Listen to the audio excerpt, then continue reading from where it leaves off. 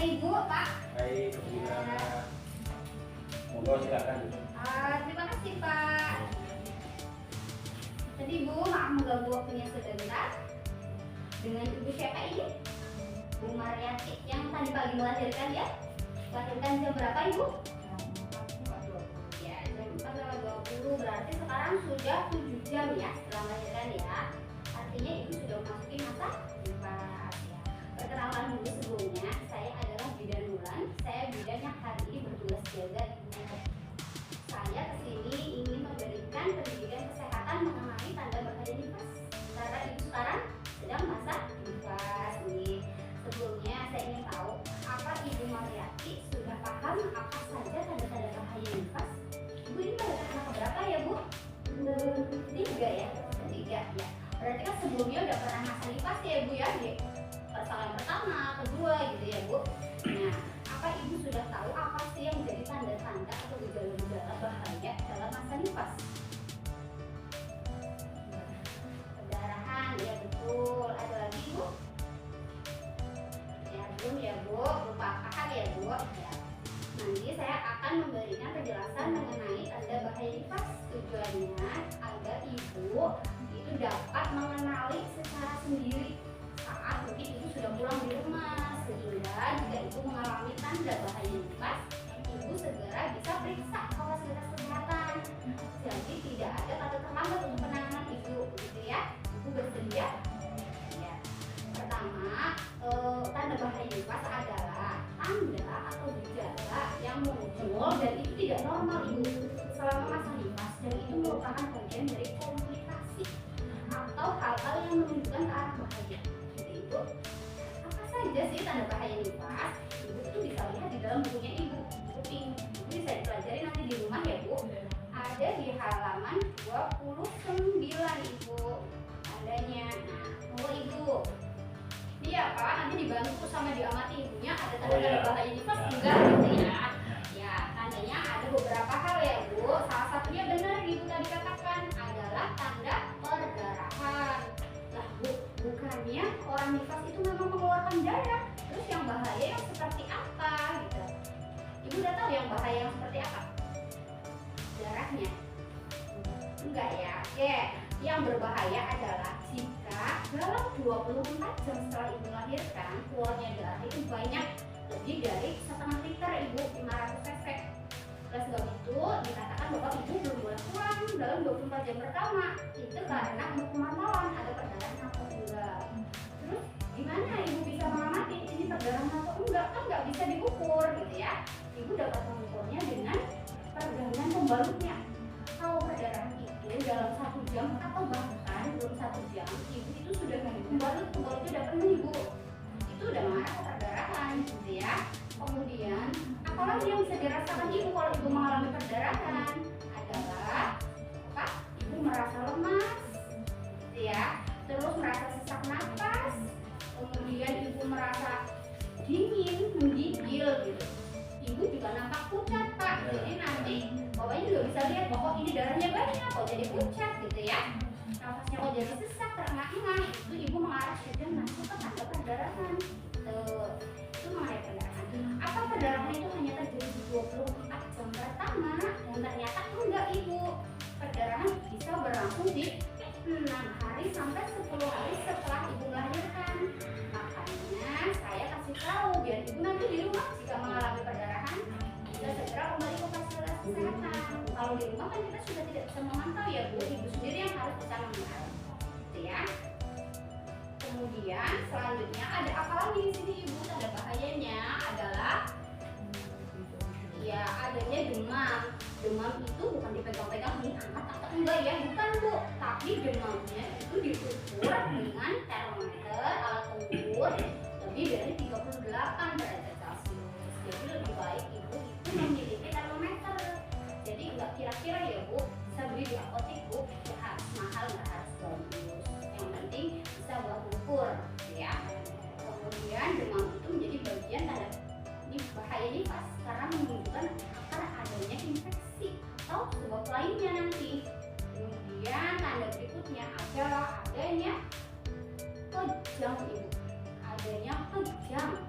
Ibu nifas bisa kejang, iya bisa kejang. Tanda lainnya sebelum kejang biasanya adanya nyeri ulu hati, muntah terus menerus, kemudian kakinya bengkak sampai tangan, sampai muka, gitu ya Bu.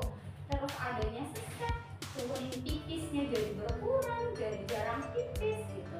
Kemudian kalau sudah kejang segera dibawa ke fasilitas kesehatan, artinya ibu mengalami eklamsi, keracunan hormon dalam masa nifas gitu. Dan itu bisa berakibat fatal sampai ke kematian ibu. Jadi ibu harus mengenali tanda ini. Kemudian ada tanda berikutnya adalah pada payudara. Ya, payudara bagian dari tanda bahaya sih Bu.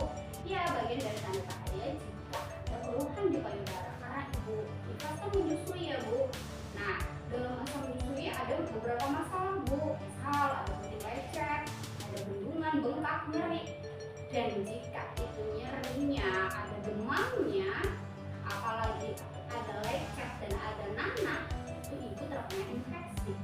Masih menyambung dengan yang gejala tadi ibu, adanya demam, itu juga menjadi bagian dari tanda bahaya ibu.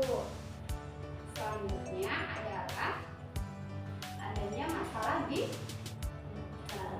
iya betul, keluar cairan yang berbau dari jalan lahir. Itu kan dijahit ya Bu, ada luka, itu bisa kemasukan bakteri karena memang posisinya di bagian bawah, bisa kemasukan bakteri. Jika kurang kebersihan, kemasukan bakteri, kemudian menunjukkan tanda keluarnya cairan yang berbau, itu bagian dari infeksi juga ibu. Biasanya ibu bisa merasakan seperti apa? Ibu biasanya ada nyeri di alat jalan lahir itu, ada nyeri, ada nanah, ada bau. Bisa juga nyerinya sampai ke bagian bawah ibu kalau itu infeksinya udah masuk ke dalam, gitu ya. Kemudian ada apa lagi yang ternyata itu bagian dari tanda bahaya adalah kehilangan nafsu makan ibu. Kehilangan nafsu makan tapi dalam jangka panjang. Jadi ibu menyusui nifas itu menggunakan banyak nutrisi, sehingga kalau ibu kehilangan nafsu makan yang panjang, mau nggak mau ibu akhirnya kekurangan gizi. Sementara penyembuhan luka nifas itu butuh protein. Kalau kurang gizi, akhirnya penyembuhannya menjadi terhambat, menimbulkan resiko infeksi, gitu ya. Terus asinya pun menjadi nggak lancar, bayinya kurang asi, sehingga kehilangan nafsu makan itu jadi tanda bahaya karena akan berdampak ke banyak hal lainnya termasuk ke bayi ibu, gitu ya. Kemudian ada apa lagi yang lainnya adalah adanya tromboflebitis ibu. Tromboflebitis, ibu pernah dengar tromboflebitis? Belum ya? Ya, bengkak di kaki karena adanya penyumbatan dari darah. Jadi ada pembekuan darah, kemudian tersumbat, dan itu biasanya di daerah kaki ibu. Jadi di betis ibu biasanya itu pembekuan darahnya itu menjadi merah, bengkak, dan nyeri. Dan itu bisa menyebabkan infeksi juga bu. Ini dimasukkan dalam adanya nifas. Nah, semua tadi yang saya bicarakan itu kan tentang fisik semua bu. Dan ternyata ada tanda bahaya bukan dari fisik bu, yang nggak bisa kita lihat pak. Dan itu apa? Dari psikisnya, dari psikologinya. Jadi ibu itu tahu-tahu postpartum blues. Pernah dengar postpartum blues? Yaitu apa bu postpartum blues? Ya betul. Jadi ibu itu selama biasanya ini terjadi di minggu pertama sampai minggu kedua ibu.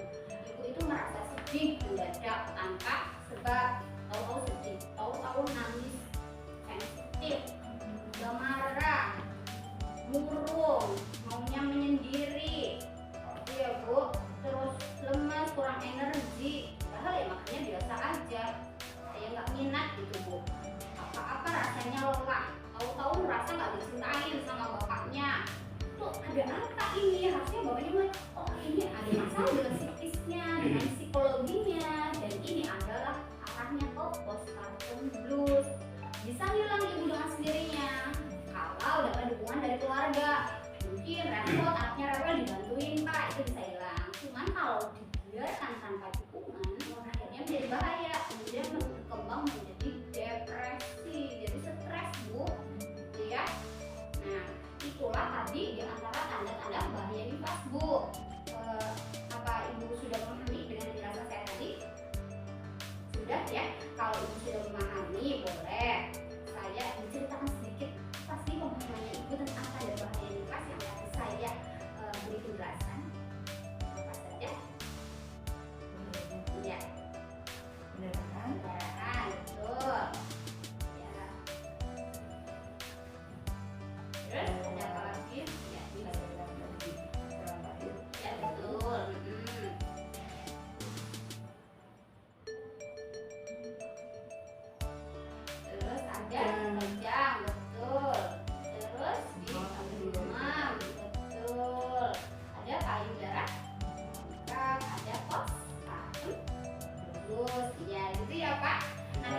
pelajari ini halaman 29. Kalau kira-kira ada tanda-tanda ini, segera ke kesehatan, gitu Bu. Ya, dari penjelasan saya, apa masih ada yang ingin ditanyakan Ibu? Ya, sudah paham Ibu ya? Ya. Terima kasih Bu, Pak, ini untuk waktunya. Ya, semoga apa yang saya sampaikan ada manfaatnya ya Bu. Dan semoga masa nifasnya berjalan lancar, sehat, adiknya juga sehat, Ibu selalu sehat dan perkembangannya bagus, gitu ya. Ya, amin. Terima kasih ya Bu atas waktunya. Terima kasih Pak.